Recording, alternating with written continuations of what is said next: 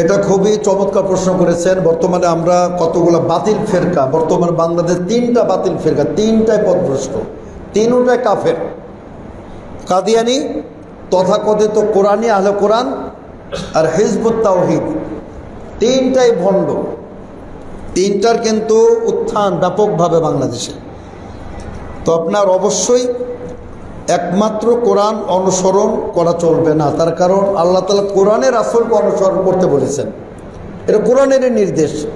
সুতরাং যারা বলে যে হাদিস মানা যাবে না, তার কারণ হাদিস পরে সংকলিত হয়েছে, জয়ীফ হাদিস আছে, জাল হাদিস আসছে,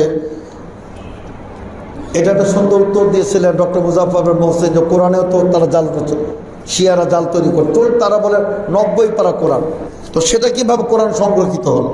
হাদিসও সংরক্ষিত, সহিহ বুখারী, এখানে কোনো জাল হাদিস নাই, সহিহ মুসলিম জাল হাদিস নাই, সুনানে আরবা ম্যাক্সিমাম সহিহ হাদিস, অধিকাংশই।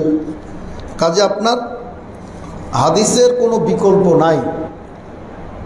এই যে আমরা মাছ খাই, সারা পৃথিবীর মুসলমানরা মাছ তো মরা মাছই খায়, কোরআনে তো হারাম ঘোষণা করা হয়েছে, হুররিমাত আলাইকুমুল মাইতাতু, আল্লাহ তাআলা বলছেন মৃত্যু জন্তু তোমাদের জন্য হারাম। মাছ তো মৃত্যু, এটা কে হালাল করলো? বিশ্বনবী সুন্নাহ হালাল করলো, হাদিস হালাল করলো। আল্লাহ তাআলা কোরআনে বলছেন যে 12টি মাসের মধ্যে 4টা মাস পবিত্র, এই 4টা মাসের নাম কোরআনের কোথাও নাই। অর্থাৎ কিয়ামত পর্যন্ত জবাব দিতে পারবে না ভণ্ডরা।